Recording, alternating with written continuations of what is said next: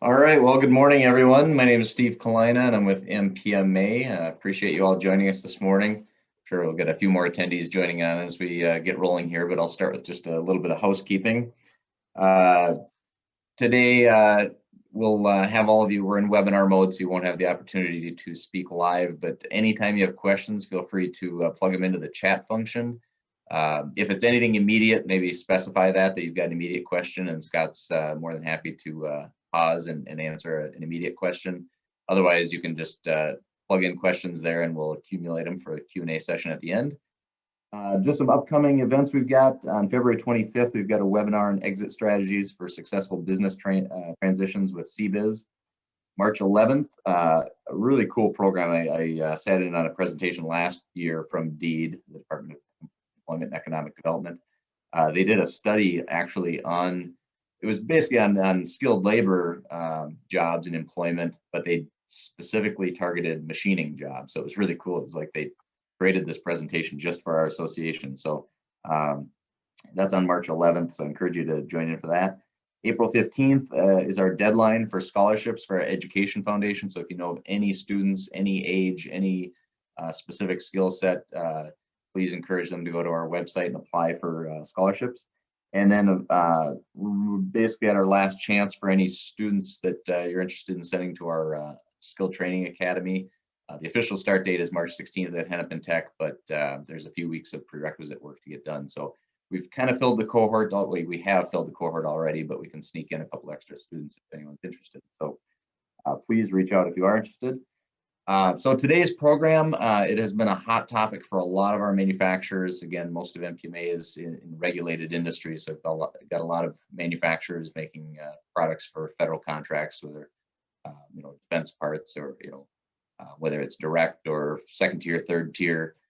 Basically, everyone's getting affected by these new cybersecurity and the CMMC requirements. So a lot of companies, a lot of small companies are scrambling to figure out what that means for them, figure out what resources they have. It's a big challenge these last year and then beyond. And every time I've had conversations with people legislatively or in the community, in the industry, it seems like the same name keeps popping up as kind of the go-to expert, and that is Scott Singer with CyberNINES. So great to have him on board today. He's partnered with Enterprise Minnesota, which I'll talk about a bit. He's done a lot with some of our member companies. So he really is kind of the go-to expert. So. But first, I want to introduce Ben Cox from Federated Insurance. Federated is a 30-year key partner of MPMA. And of course, they focus a lot on cybersecurity and protecting companies. So they've got a lot of insights there. So Ben's just going to share a couple insights and then segue into Scott. So Ben, go ahead. Perfect. I appreciate it, Steve. Yeah, we've got a long-standing, as you mentioned, 30-year partnership with MPMA, which has been awesome. And love to see what you guys do for the industry, specifically bringing material and hot topics to the forefront. And I think the cyber is definitely a big one. Just looking at the insurance industry and our perspective on what's going on with cyber is, if you look over the last 5 years, it seemed like 5 years ago, maybe a little bit longer, we were kind of saying this stuff is coming. It's probably going to happen here soon, and now it's here, obviously. And specifically over the last year, and if you think about with COVID and many people spending time at home, we've really seen an uptick on the cyber attacks and just our claims and the incidents, and whether it's people at home and using their wits for maybe the wrongdoings or things that impact specifically small to medium-sized businesses who maybe haven't taken the time to think about what they can do as far as the risk management side of things to get out in front of this. We've found from the incidents that we see come through, it's roughly a third of them are preventable or caused by human error. And so just maybe the awareness side of things would decrease the incidents and the likeliness of that happening. And so there's a lot of stuff out there, and I know that Scott is going to talk about it today. So just kind of segueing into that, I'm super excited. Scott, as Steve mentioned, seems to be the name that keeps popping up and talking to people in the industry. I know he's got over 25 years of IT security experience. I think that's both military and civilian. He's the president of CyberNINES, and I'm sure he's got a lot of awesome stuff to share today. So I'm excited. Scott, I'm just going to turn it over to you and let you take it from here. Sounds great. Everybody can hear me okay? I assume? Yes. Great. So, well, first of all, thanks for having me. I'm going to do my best to try and make this somewhat can be, I guess, when you start talking regulations and, you know, things like that, it can quickly become kind of boring. But like we said, this is, you know, at least for the manufacturers, this is something that's been on the forefront of the news right now. You know, you think about SolarWinds and some other things that have come up. It's a critical thing to protect our infrastructure. So me, of course, I can't get the screen to change.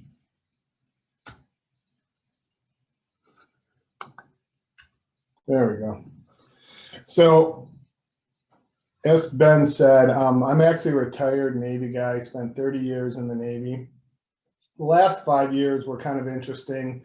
I was involved in critical infrastructure and actually rode out a couple of hurricanes in Puerto Rico. And then I worked at FEMA for a while as the DoD liaison. So kind of very experienced in this area. I was the state of Minnesota's liaison for the Navy for, like I said, the last 5 years. At the same time, as a kind of a citizen soldier person, I worked at Power Systems, and the last 10 years were pretty heavy, you know, around this whole space too. Believe it or not, in 2013, a little side story, we were actually I was sitting out on the golf course, and my CEO calls me and says his email's not working. And I was like, okay, of course, I'm playing well, and it's the 5th hole, and I'm like about 1 over par or something. And he calls me, and email's not working. And the long and short of it was that we were getting hacked by the Chinese, and they were exfiltrating data out of our system. So that was really my first really big experience with this whole area, and probably led me to where I am today. But that was APT1, and APT stands for Advanced Persistent Threat. So they had been in our systems for over 200 days looking for different things. And you know where it started? At Lockheed Martin. So Lockheed Martin got hacked. All their suppliers got pulled out of their database there. And the Chinese then decided to go after the small manufacturers and try and get data out of them. Well, we were building equipment for the U.S. Navy, like some of you probably, you know, a supplier, and they were trying to take a shortcut and get that data. So that's really what this is all about. What we're trying to protect is that. So what is CyberNINES? As we talked about, we're a new company, but we're focusing a lot on addressing the DoD needs. Our company is a registered provider organization, which just kind of means that we've gone through some training on CMMC, and they said, yep, you're okay. And we're also registered to be a certified third-party assessor organization. So look at that acronym, C3PAO. So I'm sure there's going to be some crazy memes about C3PO at some point related to that. But what that is, and I'll talk more about it later on, but at some point, actually starting October 1, 2025, CMMC is going to require a third-party assessment, and we are planning to be an assessor organization. The one key thing about that for people to understand is that the same organization that does the assessment to certify you to CMMC can't also be the organization that's giving you consulting advice. So a little bit of background. You're probably familiar with a little bit of this, but I think it's important to start here. is what are we protecting? And we're protecting controlled unclassified information. And that is information that's created on behalf of a contract, basically a government contract. Believe it or not, it's managed by the archives, National Archives, which I thought was interesting, but they actually manage the whole CUI space.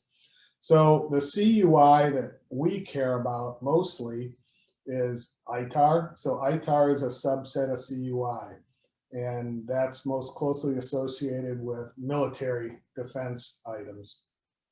Then there are items that fall under EAR, and that's the commerce controlled items. And a few years ago, they moved a bunch of ITAR items off of the US military munitions list, and they moved it down to what are being called 600 series. So if you hear that term 600 series, that's really stuff that used to be ITAR that's now governed by the Commerce Department. And there's a little less restrictions on the number of licenses you have to get to export. And it's all kind of related to the space of export control.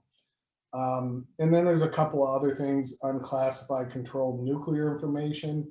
And that means only a US citizen can see it, whereas ITAR, a US person can see it. And so you can see these laws get kind of like difficult and convoluted, you know, very quickly, because a US person is somebody that can have a green card, but they can't be a visa holder. So, you know, so you have to understand what it is that you are making for the primes, or if you're direct in the prime, what you're making for the government, the DoD, to understand which categories these fall into, because there are actually other rules that go with this, not just the cybersecurity regulations and DFARS that we're going to be discussing today. The last column, federal contract information. So that's basically any contract that you get from the DoD is a you know, falls under this FCI. And it's a subset of CUI, but it's not regulated as much as CUI like ITAR and EAR. So what happened? What was in the past? What recently happened? And what's going to happen in the future? And this is really, you know, where the rubber meets the road with all these regulations. And I've tried to put it in a format to try and make it as clear and easy to understand as possible.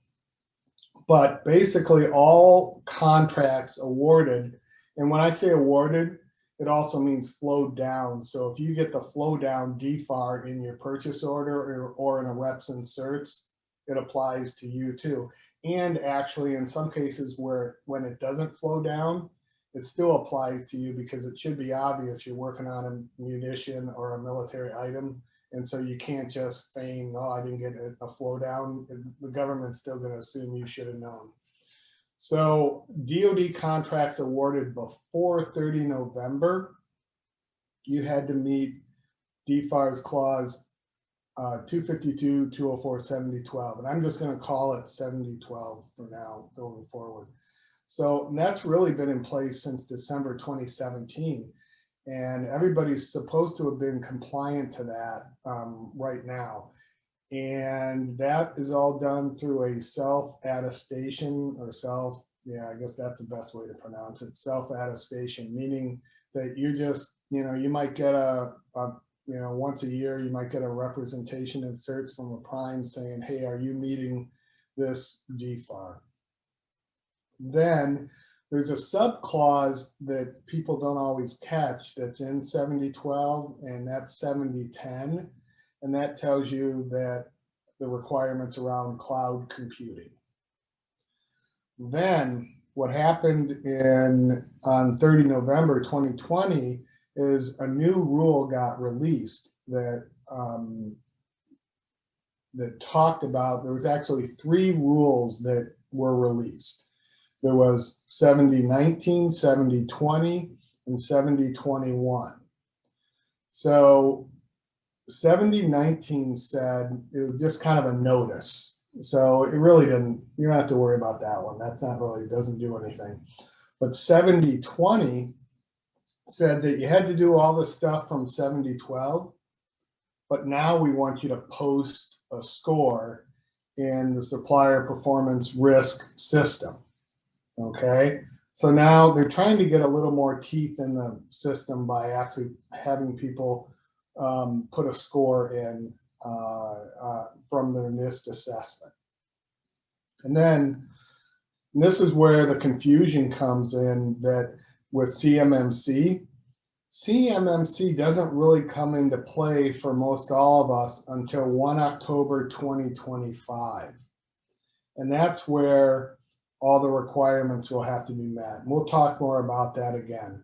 So just to kind of recap, current awards or awards that were awarded before 30 November 2020, you have to meet 7012. Anything awarded after actually December 1st and on, you have to do 7012, plus you got to post a score. After October 1st, 2025, you have to meet CMMC, and we'll talk more about that. So for 7012 and for 7019, 7020, what do you got to do? What do we need to do today? So the bottom line is you need to have a system security plan. And that basically is going to tell you, how do you currently protect federal contract information and ITAR ER 600 series, kind of like the drawings you might get from a prime.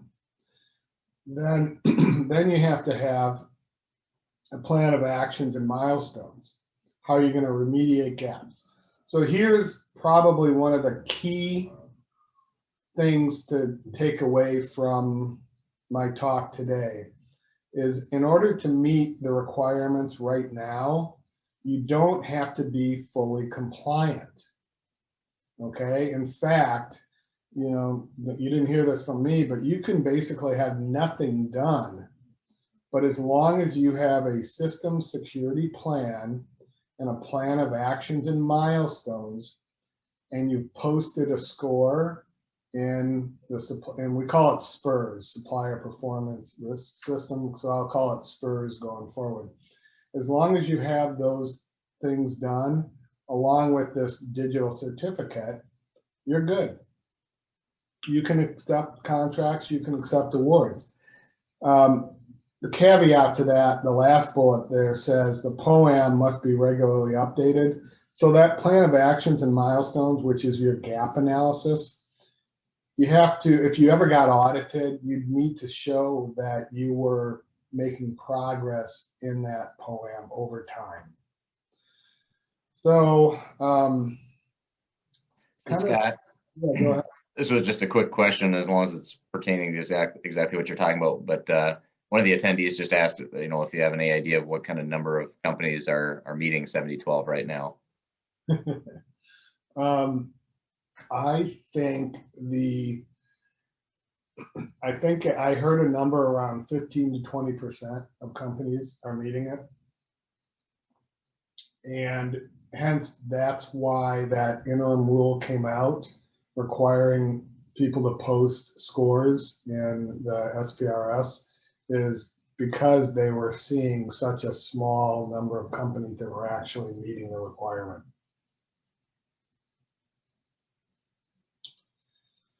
So the NIST score is kind of interesting.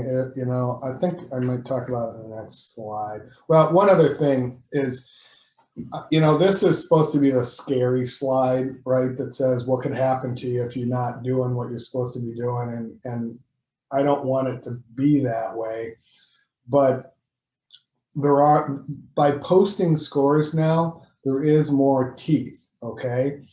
Do not post a score in SPRS that you believe is not, or that you knowingly know is not accurate, okay? Follow what I said. If you make sure you don't have something that, you know, you have an email in your system that says, oh yeah, I know it's not the right score, but I don't care. I'm putting it in anyways because a higher score is going to get us, more awards or, make us a better contractor for the prime. Don't do that. The primes can't see your score. You don't have to tell them your score.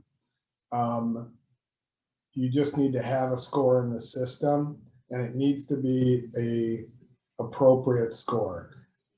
Understand that there's different ways that things can be interpreted, but if you're doing it in good faith, putting the score in there, you're okay. Okay. And that's what this is about. They're starting to, go after companies that are, lying about things like this. I mean, they, like I showed you there, DOJ collected $3 billion in settlements in 2019. So they are paying more attention to this. So the odds of you getting audited by the Defense Contract Management Agency, DCMA, and they have a subset called DIB-CAC that does the audits. The chance of you getting audited is probably close to zero, because they're really only going after the big primes, and they only have 3 or 4 auditors, okay? So, that chance is not there. However, you could get audited by primes, supplier audits, things like that. And you just don't want to take the chance. So enough on that. So NIST 800-171. And so to kind of take the step back, all of these regulations, DFARS 7012, 7019, 7020, and even a subset of 7021 are based on NIST SP 800-171. And the SP stands for Special Publication. This has been around quite a while, and to even get really kind of techie, NIST SP 800-171 is from FSMA 200, and then it's these SP 853 controls that the federal government has to meet. But that thing is a huge bunch of different cybersecurity requirements and controls. And the 800-171 is scoped to moderate. And they scoped it to moderate for contractors like yourself. So all new contracts are going to work, and flow downs have to meet these new changes where you got to post the score. It includes both primes and subs. And I gave you kind of the website where SPRS is right there. The assessment that you do, so you can either do the assessment yourself as a self-assessment, or you can hire a company like us or another company to do it. And we work very closely right now, like Ben was saying, with Enterprise Minnesota. And just to kind of put a plug out for Enterprise Minnesota, they do have some CARES Act funds that they're able to use for these assessments. So if you contact them, they might have the ability to help you out there. But the assessment can only be less than 3 years old. And then the DoD classifies these as basic, medium, or high. I would contend that probably every company that's online here would be falling into that basic assessment situation. And as I said, DCMA conducts a small number of audits. So why, and I kind of touched on this before, but why did the NIST assessment score come into play? And why did the DoD decide to acquire these scores? How are these scores going to be used? Right now, the scoring goes from -203 to +110. And in NIST SP 800-171, there are 110 controls or things that you have to meet. Like one of them might be you need to have multi-factor authentication for anything that accesses controlled unclassified information. That's one of the controls you have to meet. So there's 110 of those. So the score goes from 110, and every one of those controls is measured differently. It's either 5 points, 3 points, or 1 point, and you subtract the points from it. So that's how you can go from 110 down to minus 203. I have done 25 of these assessments so far, and none of them have been higher than 0. So every one has been negative so far, just to give you an idea of where these are coming out. I see lots of them at minus 130, minus 140. That's okay. That just means that, now you know where you're at, and now you have to start working towards the full compliance. How is the score going to be used? So right now, none of the buyers have any guidance on what score is good and how I should use it or not use it. Okay, so really all you need to do today is make sure you have a score posted so that you can accept orders. In the future, though, I caution that the score will be used. So there's already a draft DFAR, and DFAR is Defense Federal Acquisition Regulation. The S stands for supplement. Already there's a DFAR out there that's talking about how the use of the Supplier Performance Risk System in assessments and how they're going to use that to assess the risk of the defense supply chain. And you can kind of extrapolate that at some point it's going to be better to have a better score than a bad score. You have more chance of winning awards and being part of the prime's award bid package is if you've got a better score.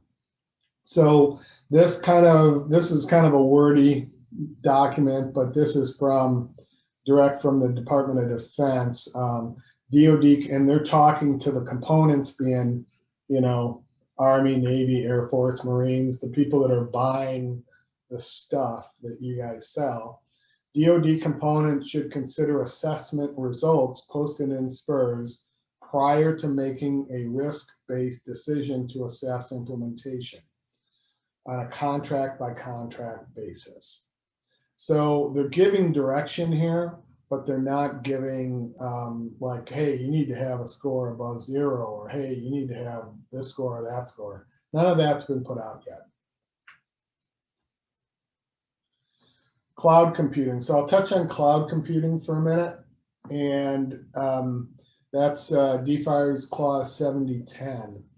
So the bottom line is that if you've got, Office 365, and that's what you're using for mail, you can't send an ITAR document using Office 365 the way it's set up right now.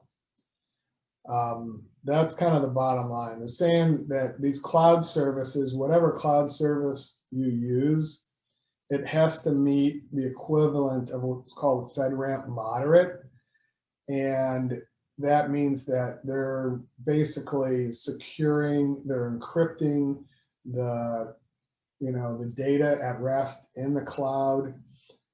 There's a bunch of different requirements that I won't go into here. It's just to say that there are requirements. You can't just use any service.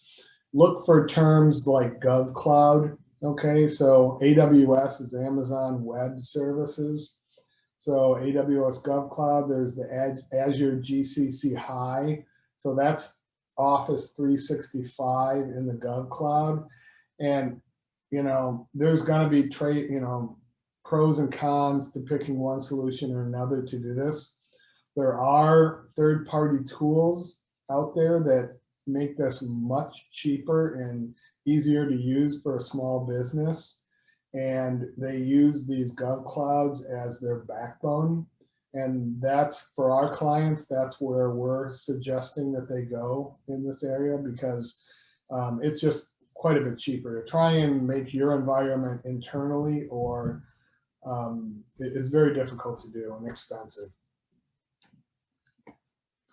So now we're kind of moving out of the current environment of, again, needing to do a basic assessment against all those NIST controls and post the score in SPRS. We're now moving to CMMC. So CMMC, Cybersecurity Maturity Model Certification Framework, is new. There's the majority of you folks will have to meet what's called level 3. And level 3 is, that's ITAR, that's the 600 series, that's all the DoD data, that all falls in level 3. And I'll kind of talk a little bit about these different levels and what they mean. But at the high level, you're going to have to meet level 3. This is being rolled out over 5 years. And we talked about that before. And right now, only the DoD can add DFARS 7021 to a new contract. There's about 15 for this fiscal year. It's not next fiscal year. It's actually this fiscal year right now. And they've released 7 so far. And I've got a slide on what those 7 are, so you can kind of get a feeling for what those look like. But again, the majority of all of you are not going to need to meet this requirement till October 1, 2025. So what does that mean? That means that the 110 controls that are part of NIST 800-171 plus 20 new controls that have been brought in for CMMC. So now you have a total of 130 controls. And in CMMC, they call it a practice, just to confuse us all, change the word from control to practice. So those 130 practices, they all have to be met, okay? And that can be a daunting undertaking and task. It really behooves you to find partners that can find ways to meet these requirements in the least, most cost-effective way. And the other thing to kind of point out here is that this is where that certified third-party assessment organization comes in.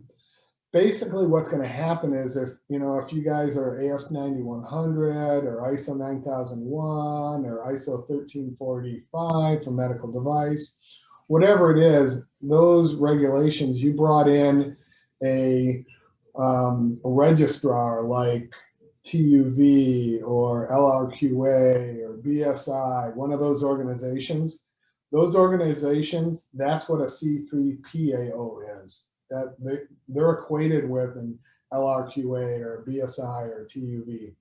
And they're going to come in and they're going to do an audit, and you need to pass that audit, meaning you have a way to meet all those 130 controls in order to be accredited and be able to accept DoD contracts. And they're pretty serious about this. Right now, that's the way it is. There could be some, if, for example, 30% of the defense industrial base can't meet this, well, they're going to have to make some exceptions, okay? It's just, the reality is that, we still need to make, airplanes and ships and bombs and everything else. So they're going to find a way to make this work. At a high level, and this is interesting too, right? So level 1, remember we talked about federal contract information. So even somebody that all they do is they sell food to Camp Ripley, okay? They've got a government contract because of it.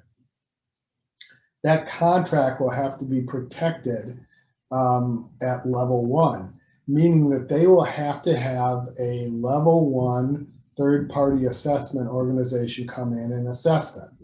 Now, the good news is in level 1, there's only 17 practices.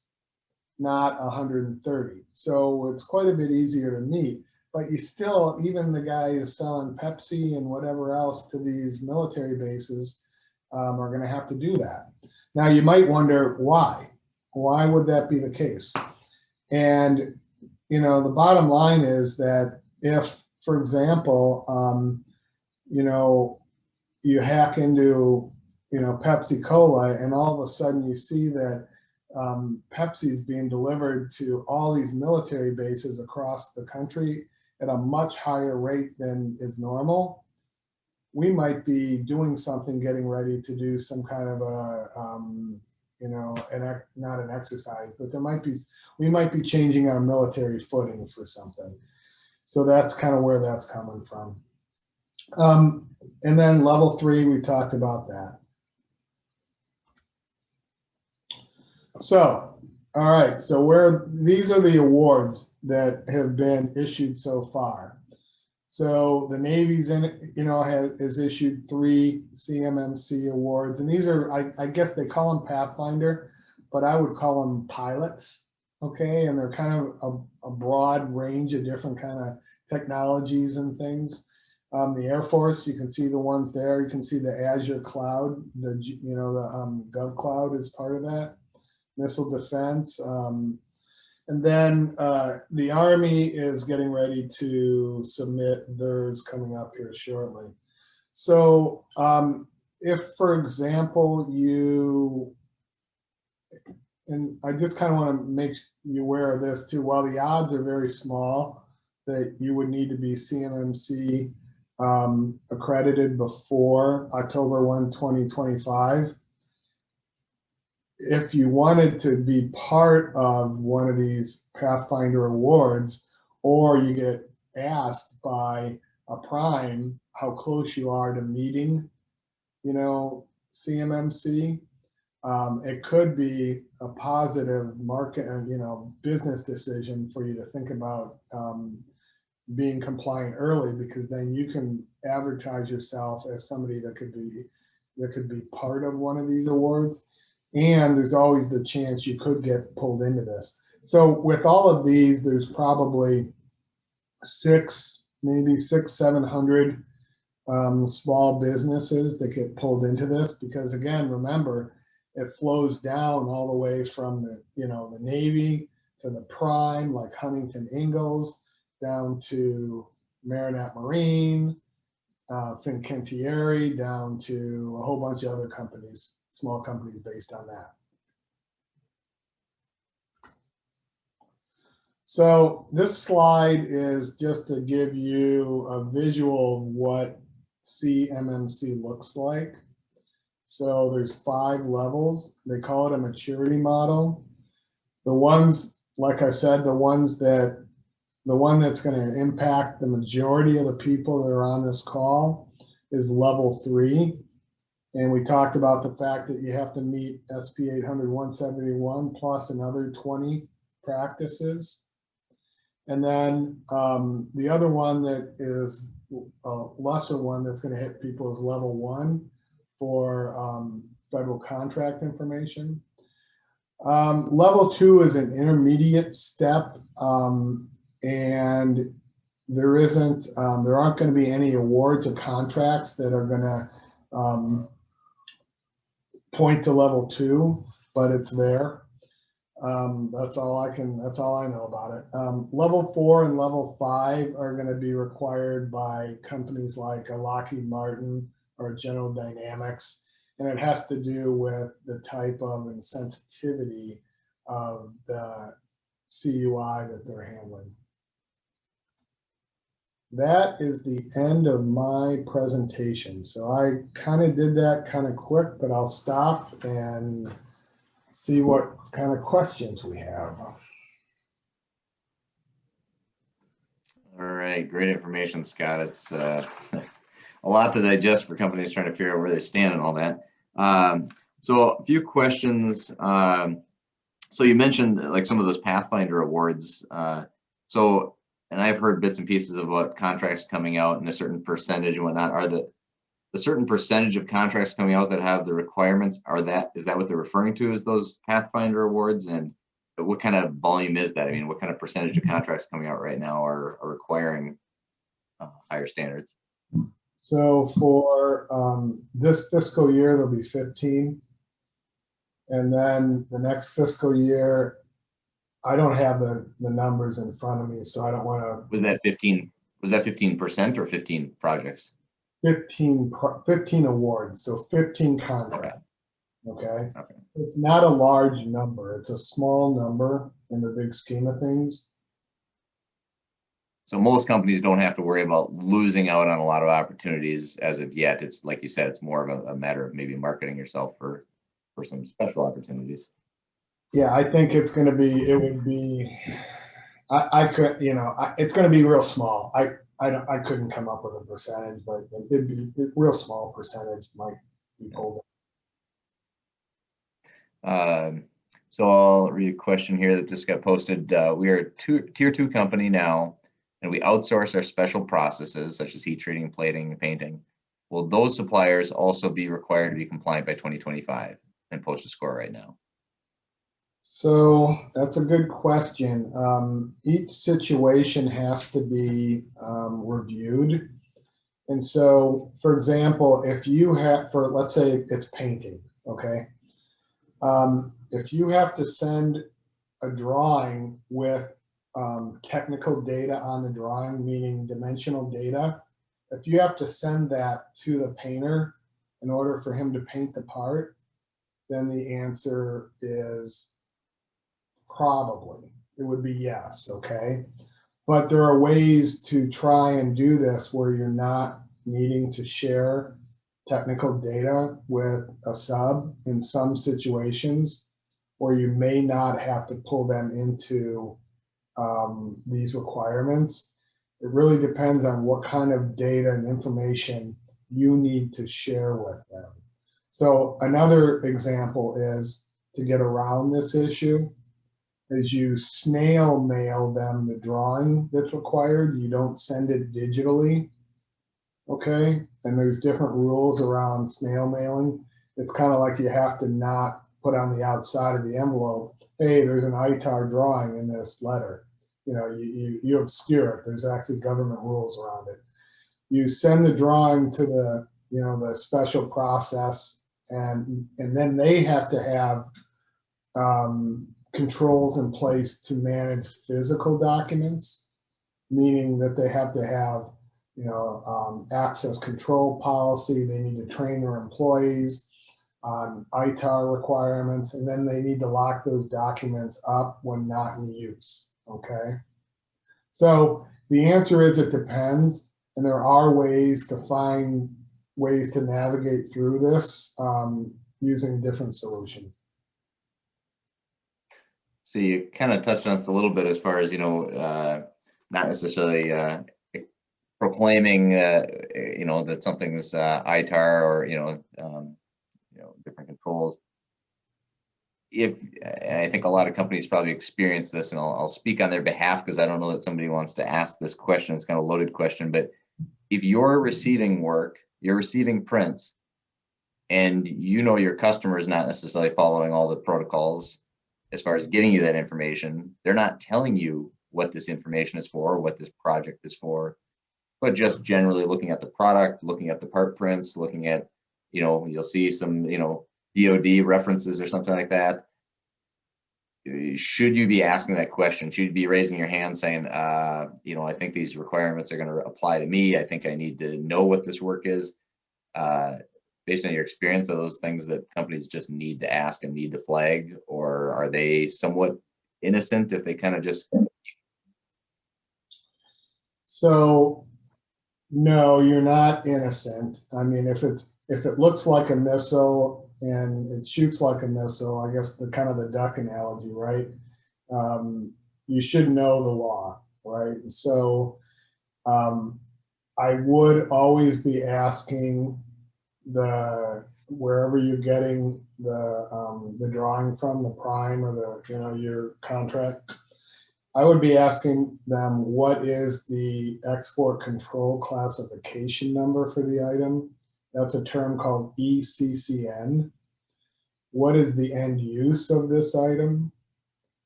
So there's basically kind of two categories again that manufacturers are going to be working with. Either it's going to be ITAR, which is governed by the State Department, and they put out the rules for that. And that's a military, more of a weapons type item. And then there is that 600 series item that used to be a ITAR item, but now due to this thing called export reform moved over to 600 series. But that's where that ECCN comes from. So just ask them, and in some case that gets almost too complex, you know. Just ask, is this a military item or not? Is this a DoD, are you under a DoD contract for this item? And if the answer is yes, then you need to follow these regulations. So pleading ignorance isn't a good answer anymore. No, and I'm going to add one thing is that you're not, today the regulation is you're not responsible for all your subs to be doing what they're supposed to be doing, okay? However, you do need to tell them that the item, you need to flow down the requirement if you need to flow down the requirement, meaning that if you're sending them a drawing and saying, hey, build this subcomponent, and the drawing is an ITAR drawing or it's a DoD drawing, then yeah, you need to flow down DFAR 70, 19 and 7020. Okay, that's all you are legally have to do. You need to tell them that, hey, this item is part of a DoD and government contract, and you need to protect it that way. It's their responsibility to then meet that requirement.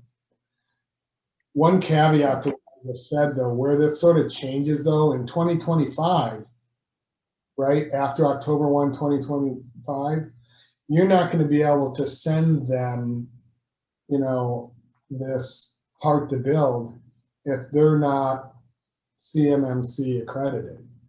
You're going to have to find, suppliers that are accredited to be able to send them the part. That's a good point. So really there may be more and more opportunities missed before that October deadline, but basically as of that point, people are going to have to start shutting off supply chain if they're not compliant. Yeah, and the primes are the ones really going to be driving this hard. And I'm sure you're all seeing all these things right now that say, post your score, post your score, post your score. That's the beginning of them trying to get a handle on this whole situation.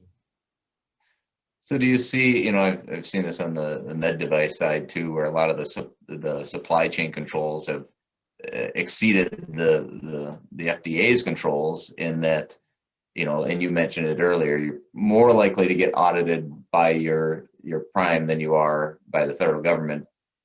Are you expecting that there's going to be a lot more pressure and a lot more oversight, and a lot more, kind of in your face from your customers than you'll see from the government? I mean, whether you need to be compliant yet or not, are customers going to start just forcing you to become compliant sooner? Yeah, so now I'm in kind of speculation land a little bit. Just so you know, this is Scott's opinion, but I talked a bit about the fact that they've got that draft regulation out around using the supplier portal to assess risk for contracts.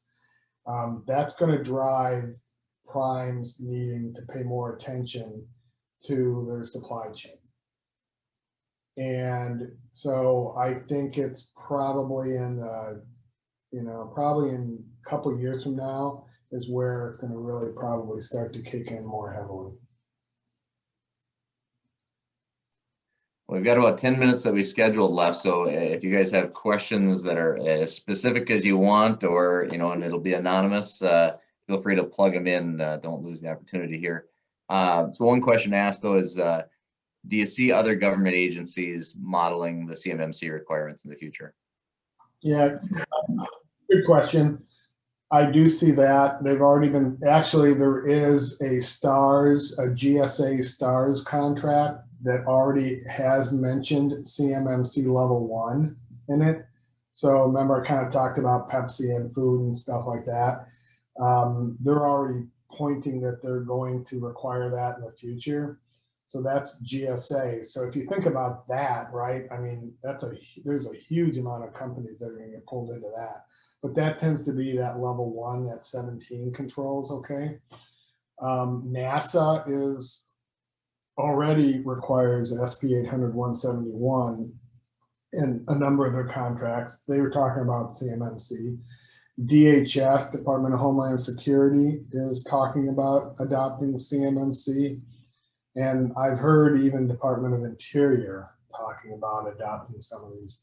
So yes, it's not going to go away. It's going to spread. So I guess this is more speculation, maybe from what you've heard from either clients or people you've worked with, or just your general gut feel. Do you think there's going to be an exodus then? Are companies going to, especially companies that maybe have only 10% of their work is defense or something, are you going to see a lot of companies just say, I can't afford to make this investment, I'm out? Yes.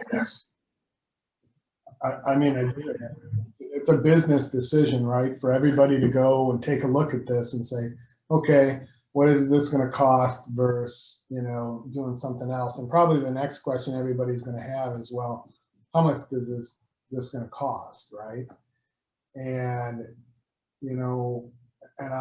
going out on a limb, I'll share that you should be thinking, $10,000 to $20,000 a year to do the minimum over the next 5 years to meet the requirement. So with that said, you have to look at, your orders and how much money you're taking in, and does that make sense?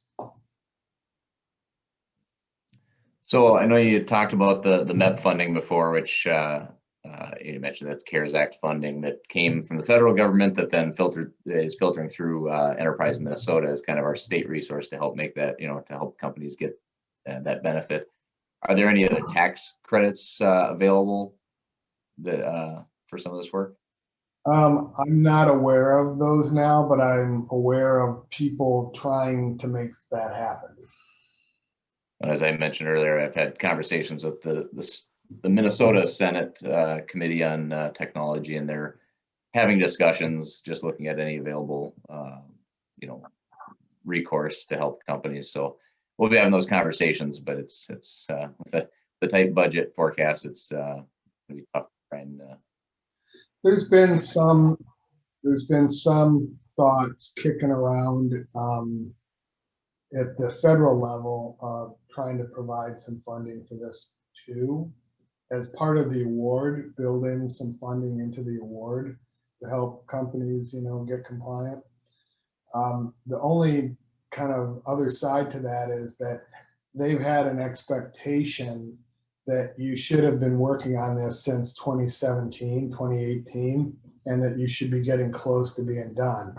And that's a false expectation, as everybody knows, because again, if there's only 15 to 20% of the small businesses out there that even know that they need to be following this regulation, there's a big disconnect there.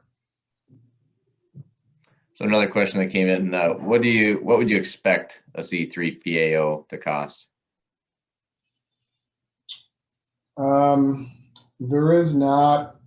There's a set cost to file with the CMMC board to actually file the assessment with them. And then it's purely, they're not going to control the cost, with the suppliers. So I could see it costing anywhere between, and again, this is from my perspective as somebody that's going to be a C3PAO, what I think is going to be kind of the cost range, but it's going to be in that $5,000 to $10,000 to do this. Because as the C3PAO, we have to pay some costs again to process and file and for the company to get accredited. And then the other thing to keep in mind is you don't want to pull that C3PAO in for the assessment if you don't think you're going to pass. Okay. There is some provisions around, fixing something within a certain period of time. If they come in and find some, gaps, you have the ability to fix some things. And so you're not like, and you're only dealing with the delta then as part of that. But you want to be ready. That's why, it's really critical to start working on this now. Get your basic assessment done, get the score posted, and start making progress towards meeting, the requirements. Because again, 5 years seems like a long time, but if you're not making steady progress, you're not going to get there. That's a great point. So, when you talked about level 3, you said, kind of equated it a bit to ITAR. Do you think, if companies, say, in the last 5 years have kind of said, well, no, I don't really need to become ITAR compliant, maybe they're borderline, do you see those companies are more likely today to be level 3? If they were borderline, needing ITAR compliance, are they more likely to be level 3 today? Or is that a pretty good gauge if you've decided that you're not ITAR, that maybe you're just level 1 today? Yeah, if you're dealing, again, the only people that are going to be level 1 are people that are working government contracts and they're providing common off-the-shelf items. That's level 1, period. Anything beyond that is level 3. It's just black, kind of, in my view, it's sort of black and white. And Steve, if you're okay, maybe I could just take a couple minutes and kind of give an example of how I would see an enclave implementation, because I want to kind of leave people with the idea that this is possible, that it's not like some impossible kind of hill to climb for a small business. There's ways to do this cost effectively. So if you're okay with that, I'll just kind of give a quick. No, I think that'd be great. And as obviously once we hit 11, if people need to drop off, they can drop off, but we can keep going for a few minutes. So. Yeah, and so my organization and actually lots of organizations and even CMMC are recommending that you use a CUI enclave. So limit the footprint of where ITAR is in your business digitally. And so what that means is, in the end, is you create 2 networks. One network is for your ITAR, your CUI data, and one network is for everything else, okay?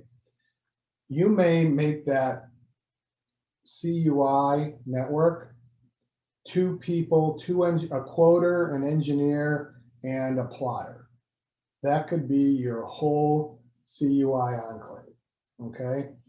And you use a third-party tool that will help you send CUI emails and store drawings and data in an encrypted way that meets the requirement.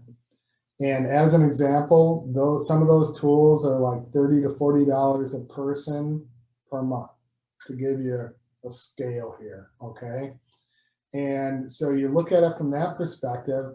I go to the Prime's website, I pull down the drawing that I have to quote, I store it in the right place, a secure area, I quote it, I email them back and say, yeah, we can do it for this much money. They say, great, here's the contract with the flow downs, all this stuff, right? You make sure you store that in the same place because it's federal contract information, or it could be. And then you got your plotter. Maybe the engineer has to do a little bit of SolidWorks stuff or do a little bit of, marking up of a drawing or something. Then you print the drawing out in your plotter. And now you have policies and procedures to protect that drawing out on the shop floor. Access control, you lock your doors, You have visitor control policies. You don't let foreign persons walk around unescorted and look at stuff. You manage that drawing on the floor in the traveler package as a physical thing. And maybe at the end, you scan everything and you store it, and you store it back in that encrypted, area. That's kind of a model that I'm pushing heavily for these small manufacturers, because that really limits the footprint. It keeps the cost way down. And those GovCloud solutions are meeting a lot of those control requirements that you'd have a very difficult time doing yourself. So hopefully that gives you kind of a picture of, a possible scenario or process that you could follow that would be cost effective. So Scott, one more question that came in is, and then we'll wrap up here in just a minute, but what references are there to create a system security plan? Yeah, all you got to do is do a search on NIST 800-171 and SSP or POAM, and it'll take you to the NIST site. And at the NIST site, you can get the standard, the whole thing. It doesn't cost any money. And they also have an example. Actually, it's not an example. It's a template. They have a template for the SSP there, and they have a template for the POAM on the site. So, and I can share that with you, Steve, and then you can share it out to your client. One last question I have for you, and then we can call it a day.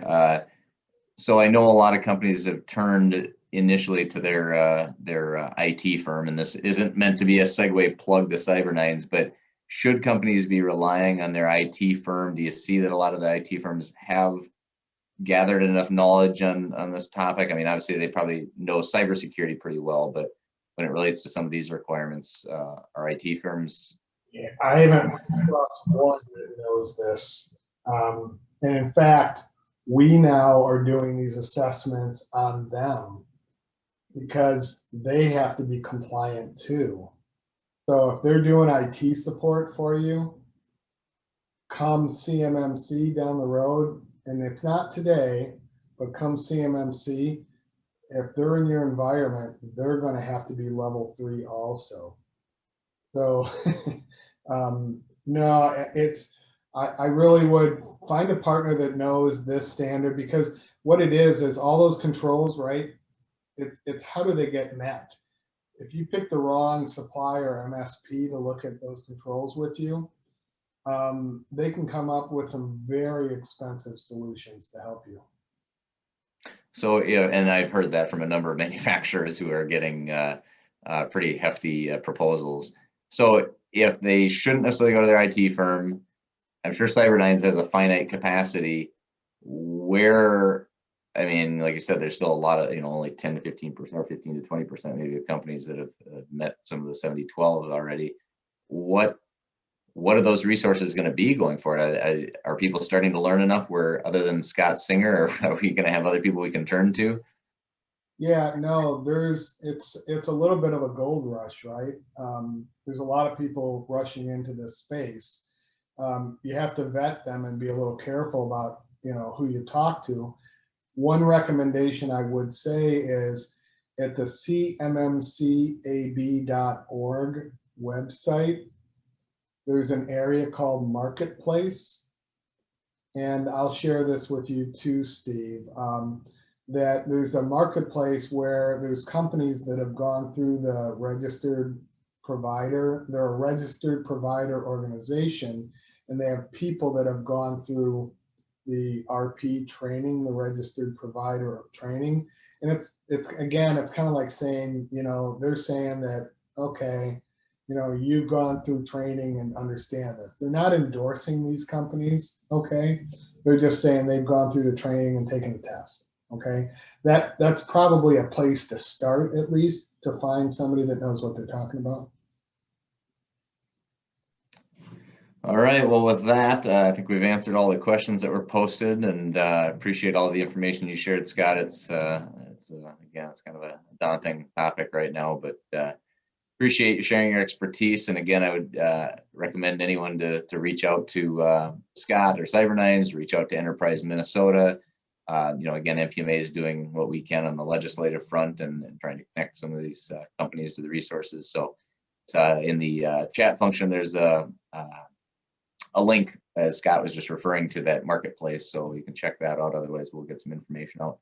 Again, this presentation is recorded, so we'll be able to provide it. But otherwise, thank you, Scott, and for putting this together and presenting, and thanks for everyone for attending. Yeah, thank you. Everyone stay warm, take care, stay healthy, and hope to see you in person.